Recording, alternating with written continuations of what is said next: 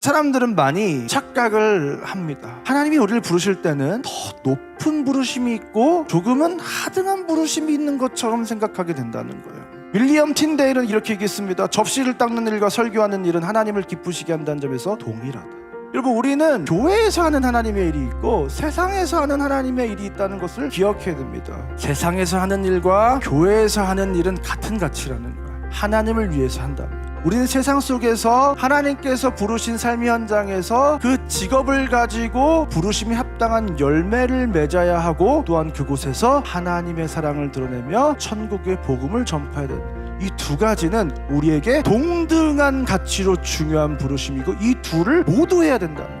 우리가 하루를 살아가면서, 일주일을 살아가면서 더 많은 시간을 할애하고 속해 있는 그 세상에서 나는 어떤 존재로 부르심을 받았는가, 그곳에서 나는 어떤 하나님의 일을 해야 되는가, 이 세상 속에서 나는 어떤 존재이고 어떤 의미이고 어떤 태도와 어떤 자세를 가지고 살아가야 되는가, 그것을 이제 교회가 가르치고 그것을 중심으로 달려가야 될 때가 됐다는 것입니다. 이 사람은 이러하고 저 사람은 저러하니라. 사도 바울은 사도 바울로 살아가는 겁니다. 저 같은 목사는 목사로 살아갑니다. 그러나 대부분의 성도들은 세상 속에서 살아가는 거예요. 이 모양 저 모양으로. 하나님은 다른 부르심으로 여러분을 부르신 줄 믿습니다. 그 은사와 부르심에는 하나님의 후회하심이 없는 줄 믿습니다. 여러분, 우리는 그 부르심이 무엇인지를 알아야 돼. 하나님이 우리를 부르심이 무엇인지. 우리가 궁핍하게 살지 않기 위해서 열심히 일하라고 성경은 이야기하고 있습니다. 근데 더 중요한 것은 무엇이냐면 의미가 있어야 된다. 삶의 의미가.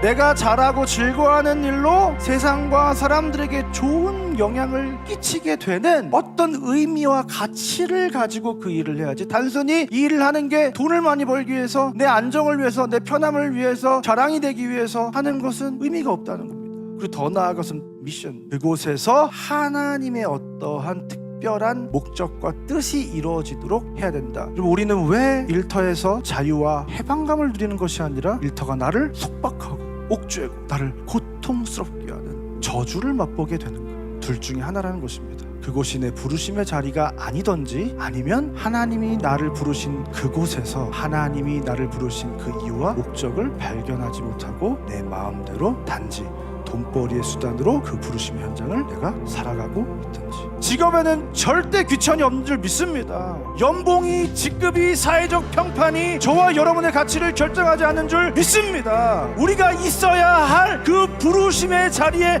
서 있는 것이 저와 여러분의 진정한 의미와 가치를 드러내는 줄 믿습니다.